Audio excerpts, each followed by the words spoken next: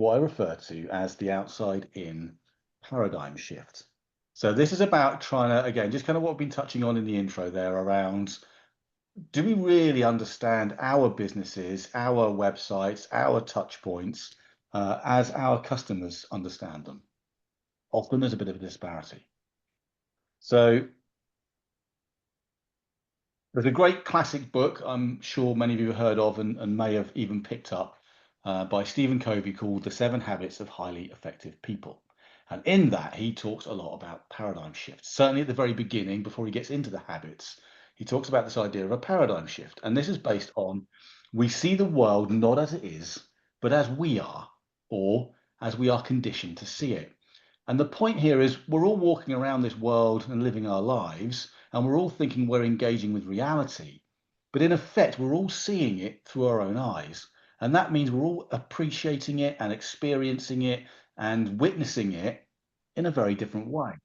We're all experiencing this webinar in a different way because some of us might be eating our lunch, some of us might be checking our emails at the same time, some of us might be already making judgments around what this might be about and what do I already know and what do I not know. That's always going on, and these are things that are based on our upbringing, on our morning, and just maybe in the general mood we are in today.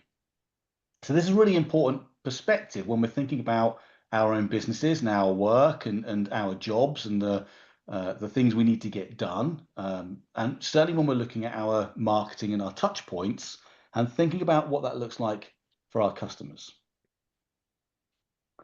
So how Stephen Covey talks about this, he talks about the map and the territory. And his example is that if you're walking in Chicago and you're trying to get from A to B, and it's a lovely day and you're walking through these busy streets. But what you don't realize is you've been given a map of Detroit. So no matter how hard you work, no matter how fast you run, no matter how positive your mindset you have walking through Chicago, if you're looking at a map of Detroit, you're never going to get to where you need to get to. You're in the territory, you're in the right territory, but you've got the wrong map. And without realizing you have the wrong map, you're just going to keep going regardless, thinking you're heading somewhere, but you're not really. So his point here is that we've got to understand first where we are, but also what lens are we looking through, and are we seeing reality for what it is? And we sometimes need to make that shift to see everything clearly. Otherwise, we've kind of got our head down and we're moving forward and going kind of nowhere. At this point here, working harder just gets you to the wrong place faster. So the example I'm going to talk through today, which you may kind of recognise, is a personal story, and I call it the tale of two sinks. So at home we have a sink that looks like this in our kitchen. It's got a washing up bowl, it's got a draining board, and it's got this thing in the middle. Now sometimes these are quite small. Our one is a bit like this. It's quite big, but not quite as big as the washing up thing. Now we know what the washing up sink is for. We know what the draining board is for, but no one's ever really told us what this middle sink should be used for. So it's kind of up to our own interpretation. So in my mind, this middle sink is quite a useful sink. I can use it for draining my potatoes or draining my pasta. I might even rinse off plates in that sink. Or if I'm doing the washing up, I might fill it with cold, clean water so I can dunk in the clean plates and wash the suds off before sticking them on the draining board. So I've kind of had to look at this and think about how am I going to use this? Now, unfortunately, in my house, my wife has a little bit of a different picture to what this sink is used for. So in her mind, this middle sink is the place that tins live in between being used and going into the recycling tin. So they kind of pile up and they fill with water, and I sort of come along and try to drain off my potatoes or my pasta, and I'm like, oh, what's going on here? Or I try to rinse off a plate and I can't get it in, and I certainly can't fill it with cold water to drain off my soap sud plates. So this has been quite frustrating because I'm never quite sure why my wife decides to do this, but it's never kind of important enough for me to raise the subject. And I sort of think, oh, maybe I'm just being a bit petty. But I get a little bit, oh, come on, this is ridiculous. And it fills up because they get a bit messy.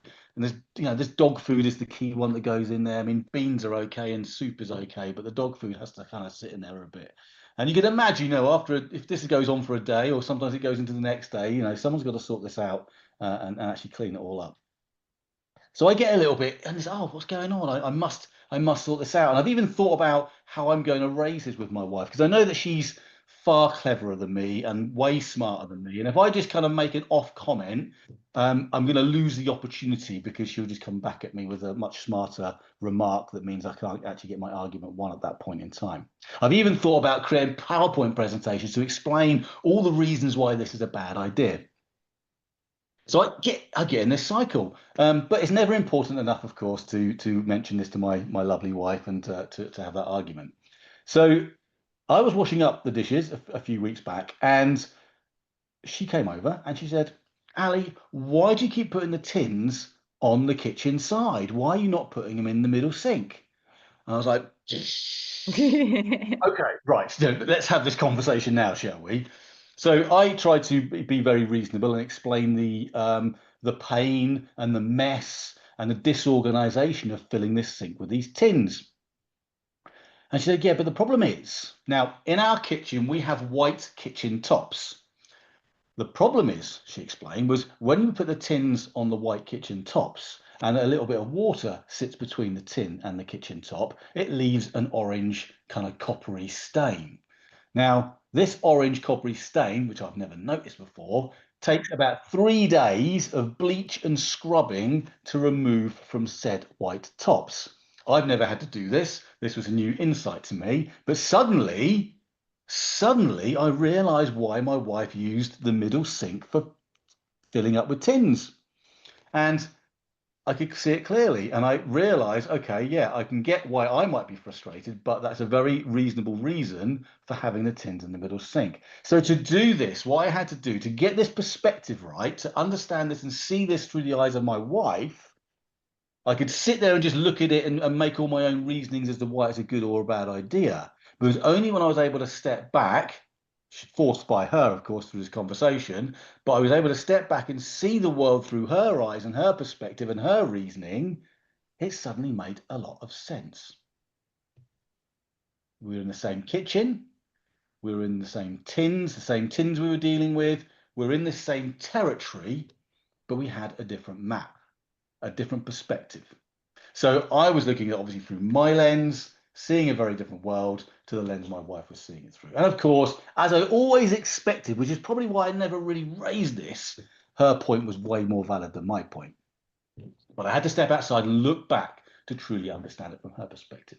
And what does this tell us about our marketing, about our businesses, about our websites? Well, it tells us that when we're coming up with our designs and our ideas, and we think we're being customer centered, the likelihood is we're probably not really. So this is a simple example of how this plays out. This was a client called We Are Undefeatable. They provide services to people with long-term health conditions. So we did a big bit of research a few years back, and this is a fairly simple example and fairly common in different contexts. So people were coming into this particular page here, doing their research, and quite naturally they saw this call to action at the bottom. They see this bottom at the bottom called Get Inspired. So they would click this button of Get Inspired at this point in the journey, and they would land on this Ways to Move page. Now, from a user perspective, they all felt a little bit underwhelmed at this point. They weren't feeling very inspired. They would click in, they would scroll up and down this page a little bit and feel a little bit uninspired and go backwards to find out some more information. So this page wasn't doing the job that they were expecting. It was a page that provided good information for them, but because they'd seen this button called Get Inspired, they were expecting something a lot different. This page was more about things you could do, activities you could get involved in, but that wasn't what they were seeing as getting inspired. So the team that put this together, they're a great team. They're very passionate about what they do. They really do care about their users and customers, but they were designing the website from their map, and they felt that Get Inspired at that point in the journey was a great idea to get people clicking through. And the data showed it. People were clicking this button. So great, it's a great idea. People are clicking the button, they're really inspired by it. But when the users were landing, they weren't really feeling inspired. So you couldn't see this with the data looked like this was successful. Mhm. When we stepped out and looked back in and we actually watched our customers using the websites, we could see that it wasn't really landing as a page. And that's the big difference here. We can be clouded by data, clouded by rules, clouded by what other people are doing or what we feel we should be doing.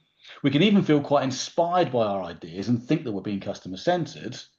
But actually, it's only when we step outside and we watch and lean into our customers a lot more, really understand them, do we get to see how these unfold. And we then notice maybe areas in the website or areas in their journey, areas in our product and service that aren't landing quite as well as we thought they were.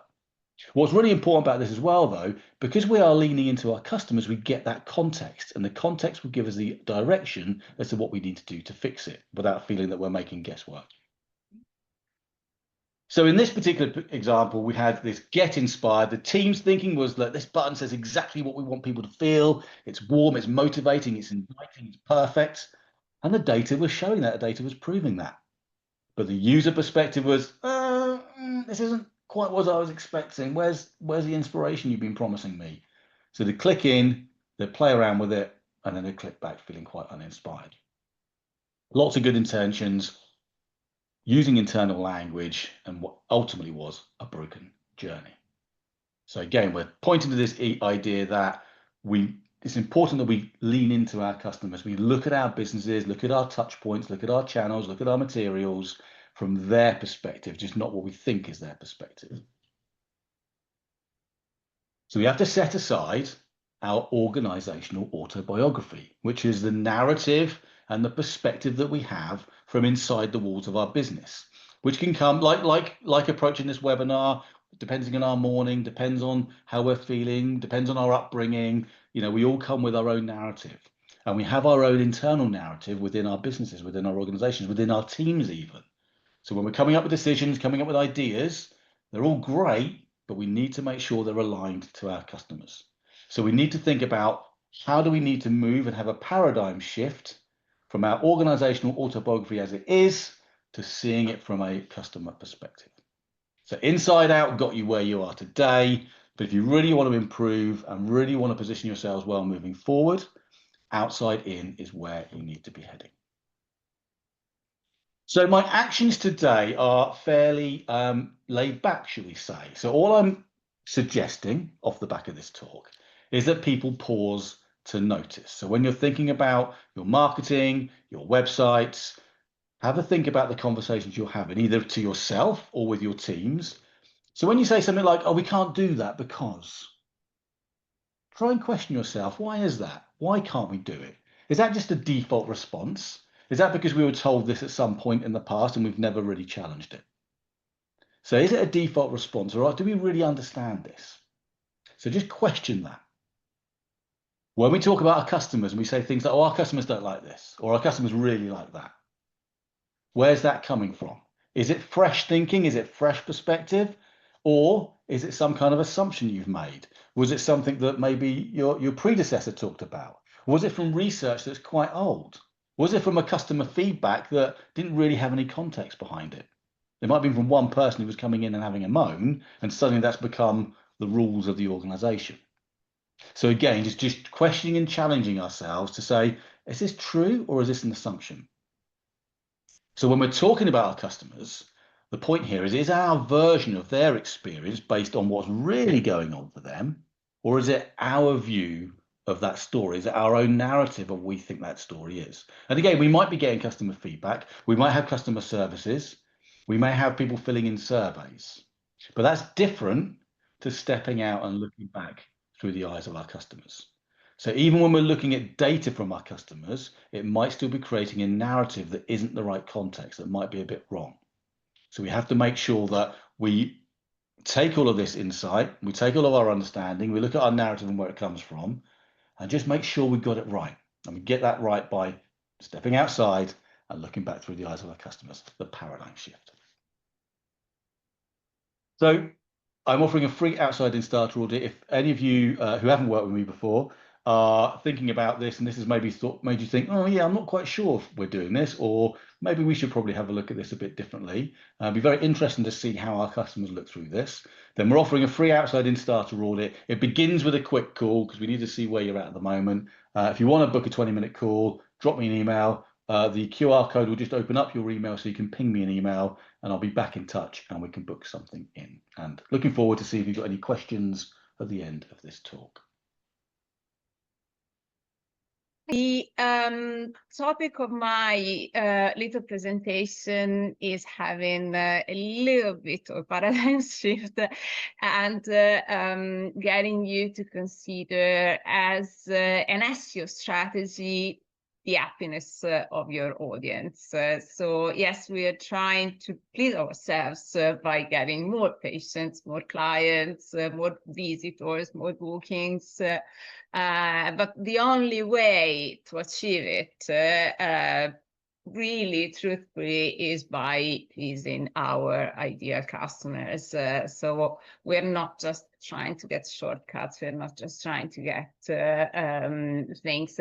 It's like sometimes some of the things that create a little bit of a difficulty for people to approach marketing. There are people feel that marketing or sales gives them the ick a little bit because they don't want to be perceived as salesy or pushy or things like this. It all shifts a little bit if you see it as a way of helping out. And so if you put yourself in a helper, in a service position, as in, I've got some knowledge, I've got some capacities, there are people who need me, how can I service them better? Then everything kind of shifts because you are genuinely trying to help out. And yes, there will be a profit in that, obviously, but it's a complete difference. You're putting yourself in an altruistic, in a helpful position. So a little bit about me. I've been doing SEO for quite a bit of time. So I've seen lots of changes in the industry. Some things haven't changed, like this kind of approach of trying to deliver the best possible kind of service is what Google as well wants. And now we're trying to please Google and AI search tools, but they function more or less in the same way. They want us to give, they want the tools to give themselves the best possible kind of experience to their users. So Google wants to please their users.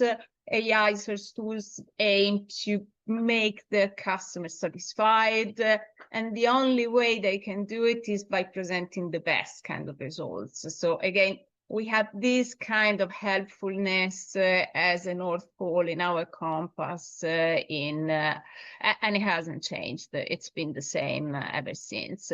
The agency only delivers SEO. So it's a pure play SEO agency. We don't do anything else. We've seen it, you get inevitably better if you do the same thing 100 times than if you do 100 different things only once. So we are trying to hone the skill to keeping up with everything changes every day as much as possible. So a little quote that is memorable and kind of represents the way I'm seeing this is by subtraction. We are making people happy by removing the obstacles. So there's lots of hurdles every day in whatever we do, but if we try, at least with our websites, with our online interactions, to think and remove the obstacle before somebody stumbles, it's already a great way of being of service. And we inevitably cannot remove them all because everybody's different and everybody's got different needs and different expectations and so on. But at least if we start from that point of view, instead of it's focused on me as of it's focused on you, then it's definitely getting you in a different sort of position. And if you see, this is the typical kind of paradox. The lines look different, but they're equal. It makes you think of how different things can appear, whilst instead the reality, if you measure them, if you just check in centimeters and inches how long the things are, then you have one number, you have one stable sort of set of data. And measuring and having data is something that we with SEO are kind of fixated about. It's a data-driven industry, and it's what prompted me to like it, because it's not like your opinions and my opinions. They can be different. There are numbers associated with everything that we do here, and if you're getting results, if you're not, there is a number attached to it.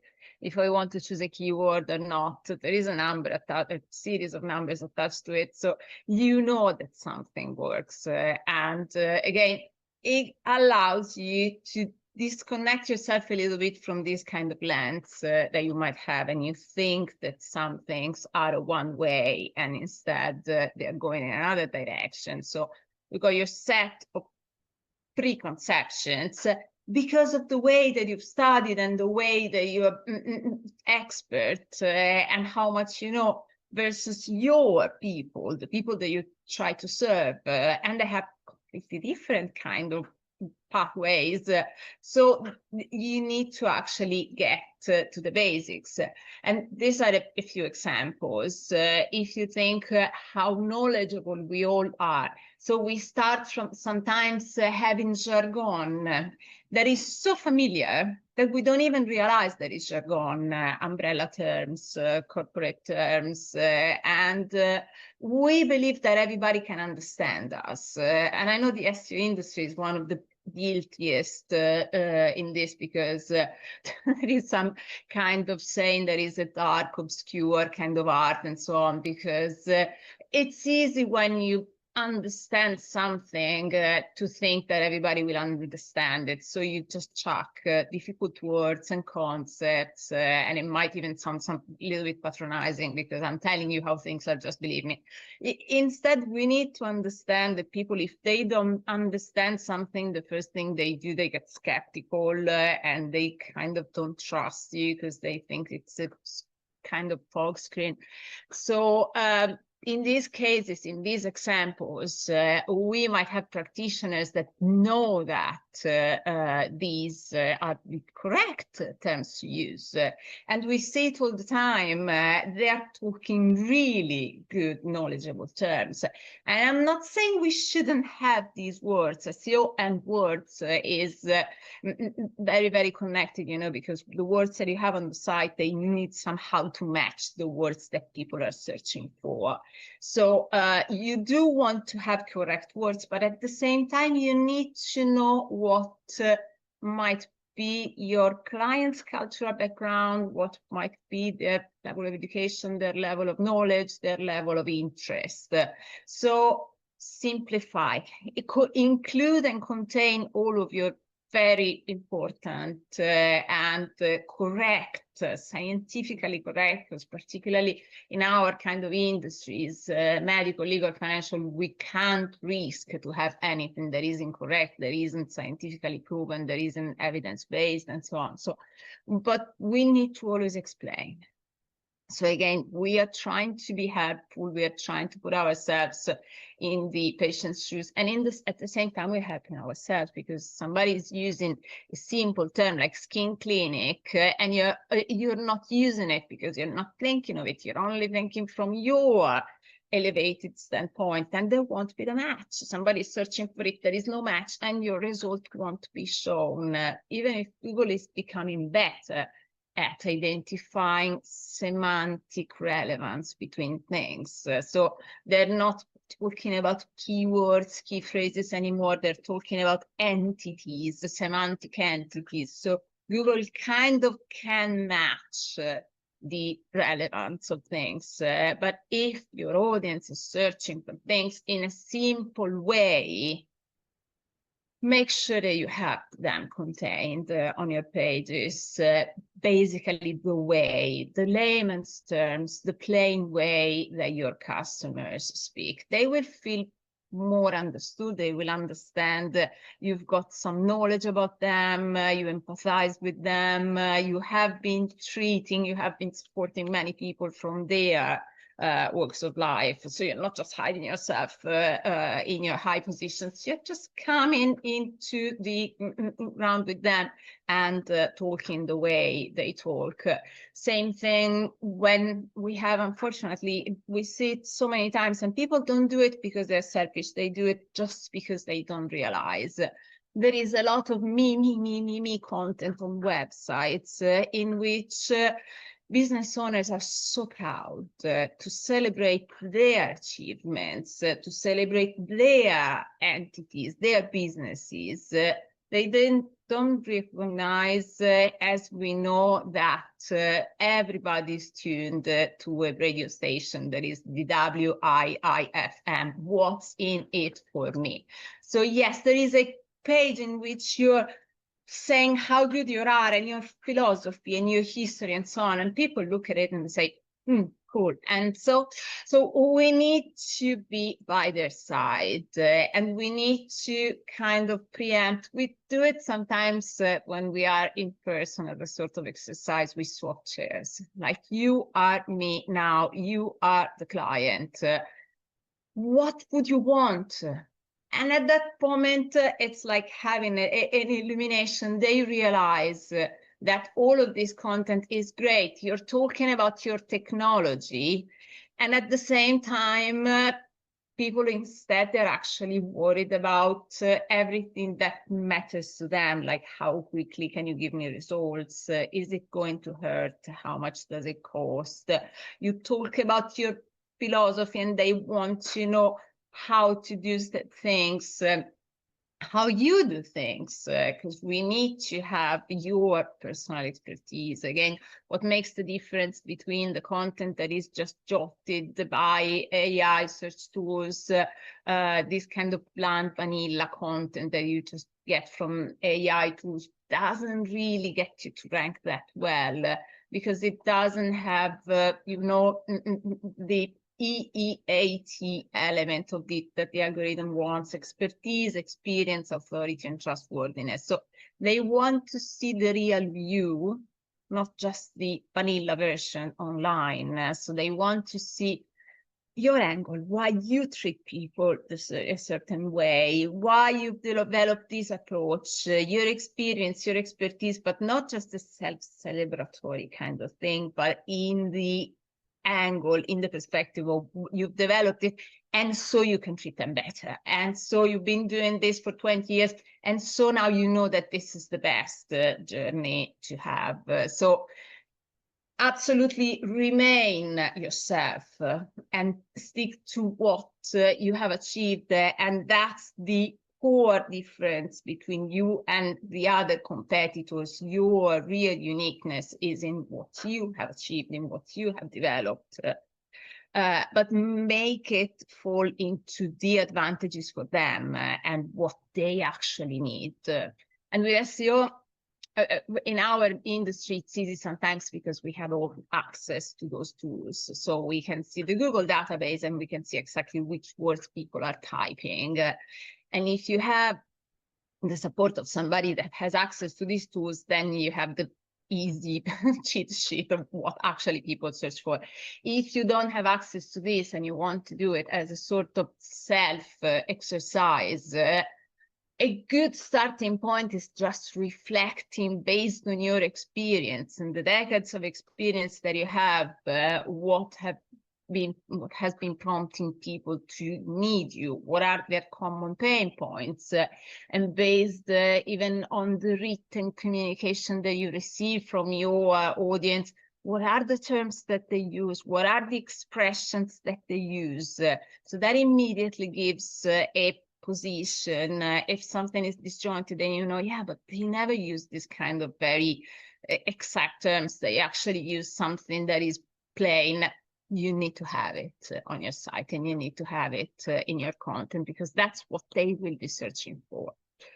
And when we see examples, this is the Marriott Hotel. So they have this beautiful page about your values, core values and heritage. And somebody sees it and says, yeah, but where can I book? They need something that is about them, not about you. And our methodology, what we offer, and then people want to actually get into something that they can do.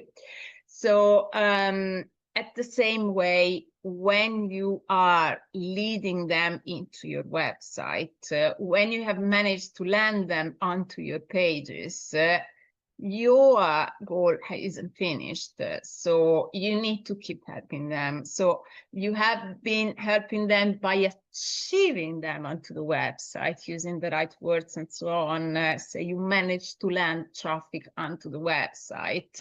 And now that they are on the website, as Ali was saying, then it starts another kind of journey. So how can we make them happy? There's 1.5 million things, but just the basics that you can think about.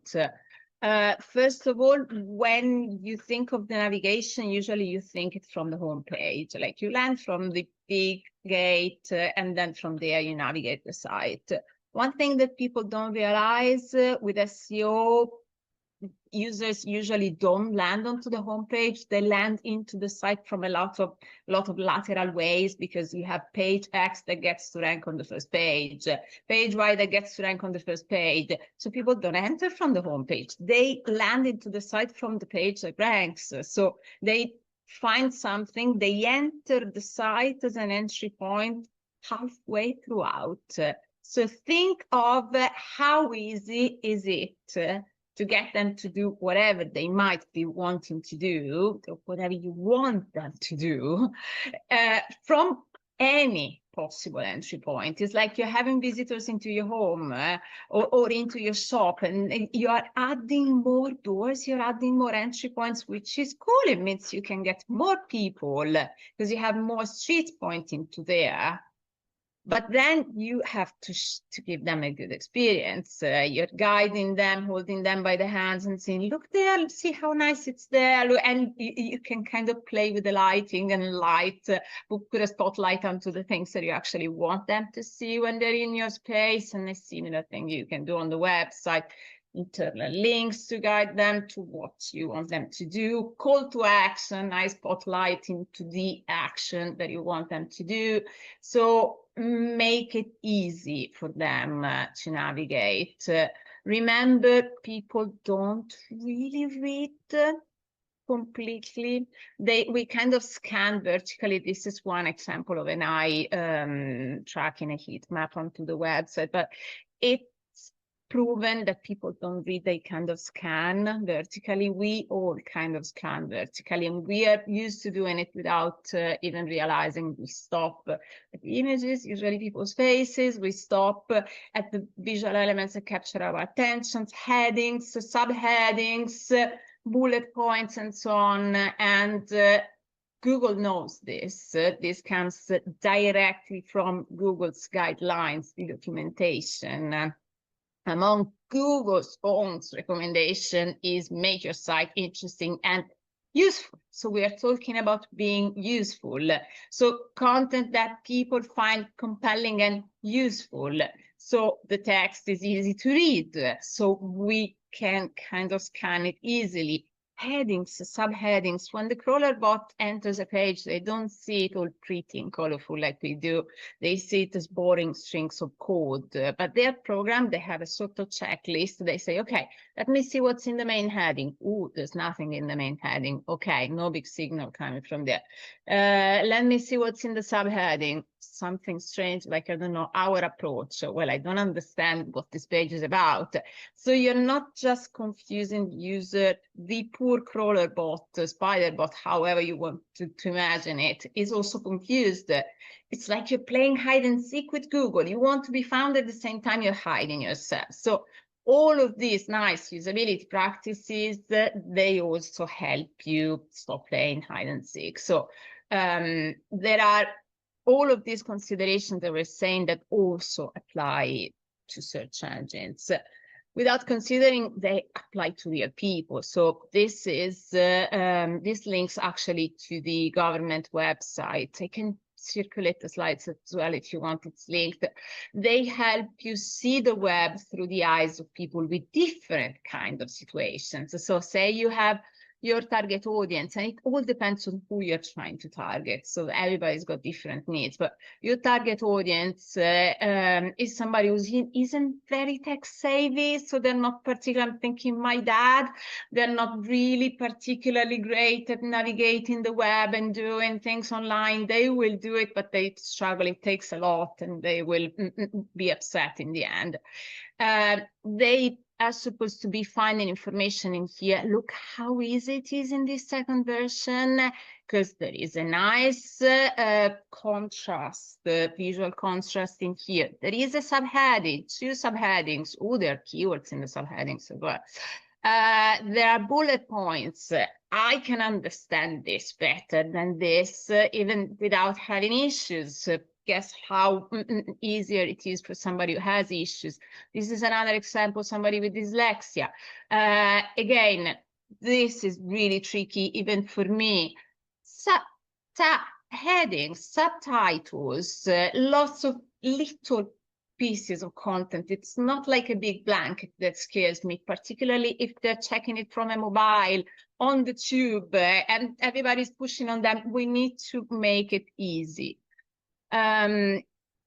Saving time, we're talking about mobile page speed. This is not a little website, it's like Adidas, and it was just scanned last week. So even the giants fall sometimes. So everybody can have issues. It depends on your site, it depends on your hosting. There are different things that impact, but we know, and Google has been saying it multiple times, user experience can make it or break it, and we know that. We need to give people a good user experience. This is supposed to be up to 100, the ideal, and they're sticking behind. So this is a free test that you can check. If you Google page speed test, you will find a lot of tools, but just test how fast it loads, because that's really important. We all get frustrated when websites do not load fast. So if we get frustrated, we can imagine that our audience does. So summarizing, the navigation will help us get them to where we want, if we want to be selfish, or will help them get to where they want. And the two things should kind of be the same. So you're guiding them via links, and sometimes internal links are the easiest, most neglected kind of tool for SEO. Call to actions, ask them to do something, at least. Load times, mobile friendly, shouldn't absolutely be anything new anymore. The layout, the visual scanning of pages, all you get in the end is converting more. So you manage to get the ball into the goal and to get exactly the kind of achievement that you wanted. So we'll have time now to talk about any sort of questions. No questions too silly. So if there is anything that you're even slightly curious to ask, we are here. Or if you think of any questions after, you can send us an email, because we'll be in touch. We will give you our contacts. But if now you have us live and you want to get the opportunity of asking things, it's a good time to do it. Again, this you have seen, you can scan it. We can look at your site in specific and see if there are any little pockets of recommendations of improvements that can be done and why and so on. It's 1 hour of free help and advice that you get. Yeah, it's interesting to take advantage of it if you like.